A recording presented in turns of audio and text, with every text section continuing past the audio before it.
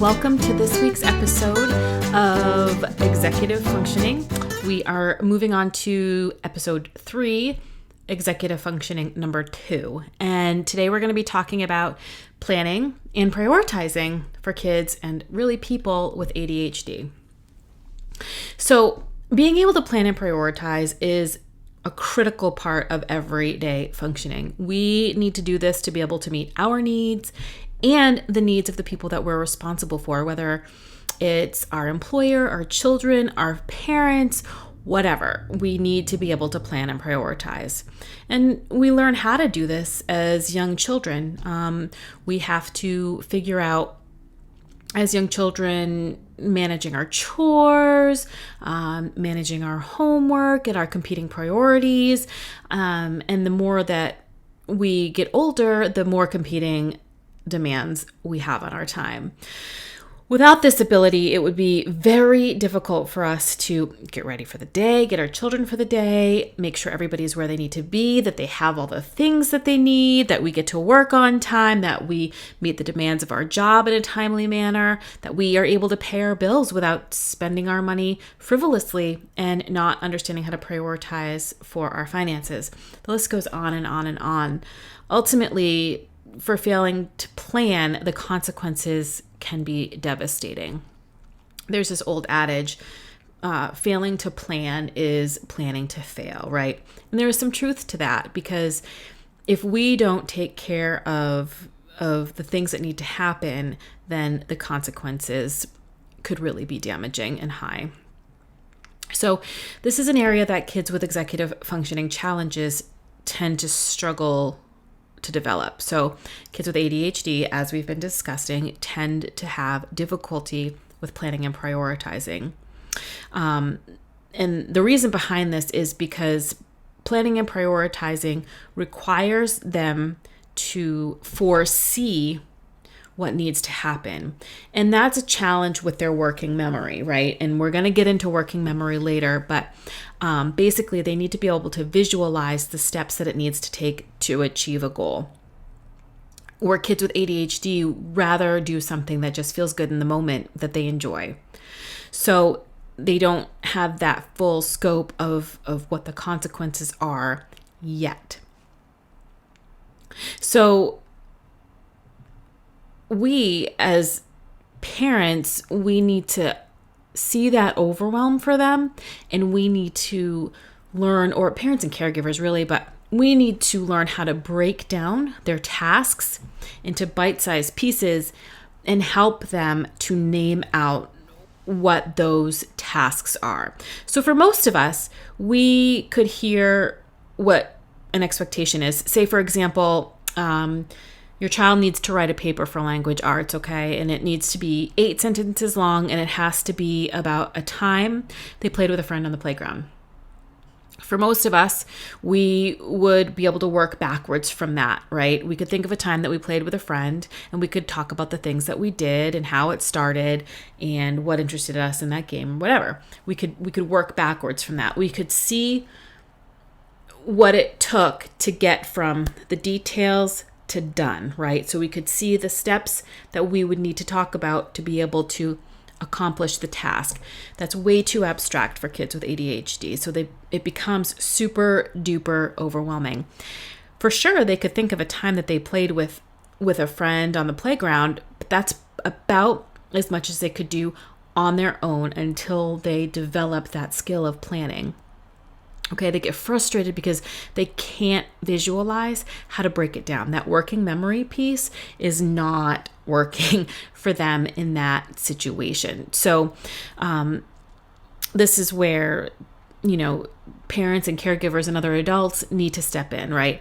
And it's not doing the work for them, okay? It's helping them to figure out how they figure it out, right? So this is also helping them with the metacognition. The metacognition is also a part of executive functioning, which we'll talk about at another time, but that's the learning to learn, right? So we're helping to build up that skill, which is learning to plan, learning to learn, learning to do, thinking about thinking, those kinds of things, right? So depending on the kiddo's age and the expectation, they may need you to write out an outline for them, lay out what needs to be in each sentence. So, for example, sentence 1 is, who did you play with on the playground? Sentence 2 could be, what did you do? Sentence 3 could be, which playground equipment did you use? Sentence 4 could be, what did you like about playing with this friend? And you go on and on like that, and kind of identify exactly what needs to be in the sentence or what the sentence structure should be. And then they fill in the blanks, so to speak. So they say, well, I played with Caleb on the playground, and we played cops and robbers, and we ran around and tagged one another, and then we went on the swings, and then we went on the slide. We had so much fun, and we laughed, and other kids wanted to join in. And you guys can talk that out. If it helps them to talk it out and you scribe while they're thinking, do that. And then as your child gets older, you can start having them break down what needs to be in each sentence. You could write down some sort of a visual stacking or visual layer of something and help them to understand the difference between like the introduction, the paragraph, and the completion, whatever, or the conclusion. And have them tell you sort of the topics that need to be in each paragraph. Another good activity to do with this too is to kind of come up with like different things that you guys like to do as a family. If you like to go camping, for example, have your kiddo tell you what they need to go on a camping trip, right? So that, they can break that down. After planning, it's important to help them figure out prioritizing, because a well-laid plan is great, but if you don't know how to prioritize the details of that plan, then it might not matter.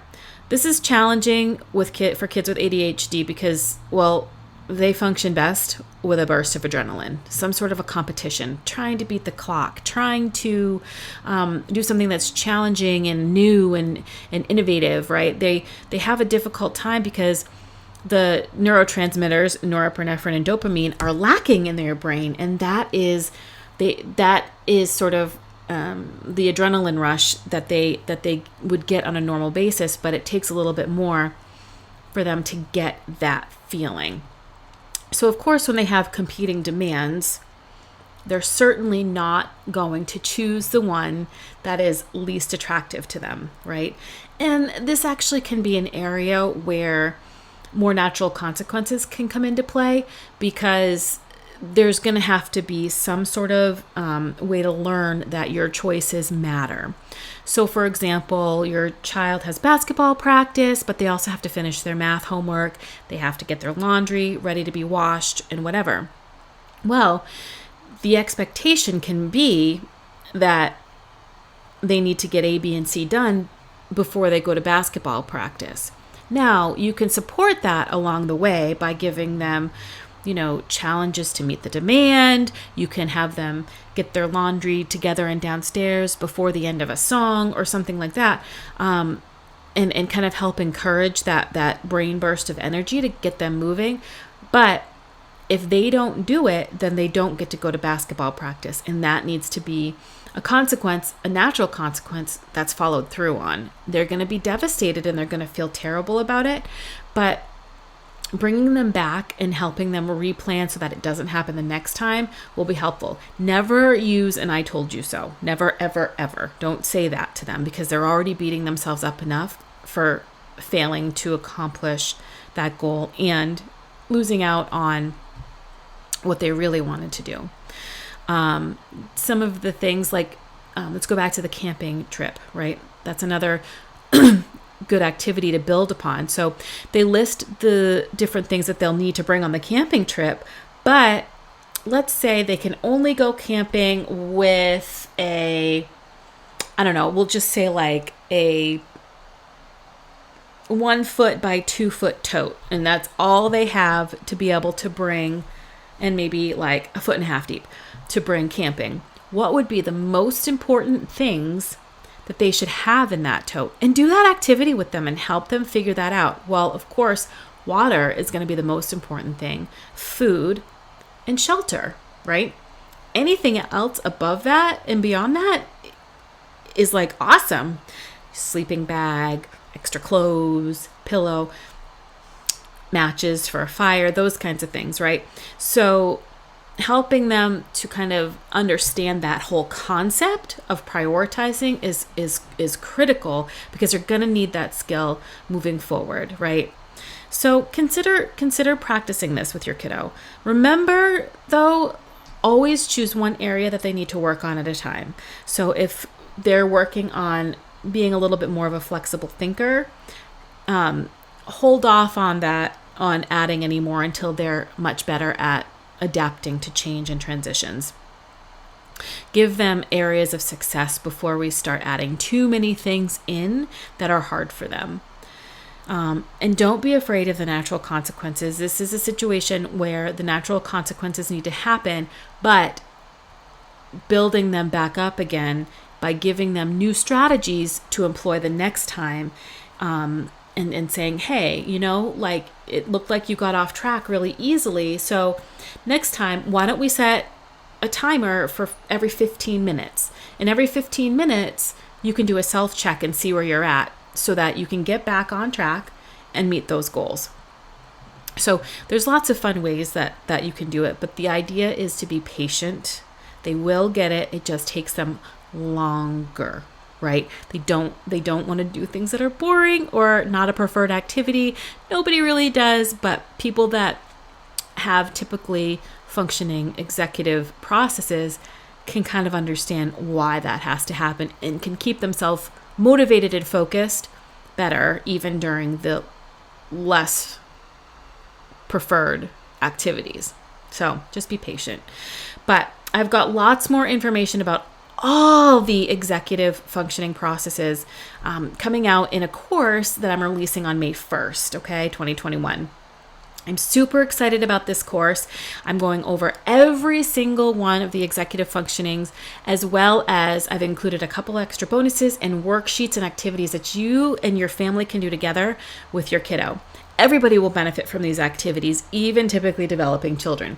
The course between now, which is April 20th, 2021, and May 1st is going to go for $17. The price is going to go up after May 1st. So I would pre-register now, and on May 1st, you will wake up to it in your inbox. I'm super excited to be launching this course because I think it's going to be super duper helpful for parents and children who have ADHD to kind of start building those skills, because that's where we see most of the challenges is in deficits in executive functioning. So get your hands on that now. Don't wait. Okay. The link is right in the vlog post, in the blog post right on my website. If not, you can also go to just the homepage of my website and you can grab it there. So whatever is easier for you, but the link is right in the blog post. So just grab it today, $17. And it's there's tons of value in there for you for $17. So grab it today, and I hope that you'll find it helpful. Until next time, you guys, I will talk to you soon. Cheers.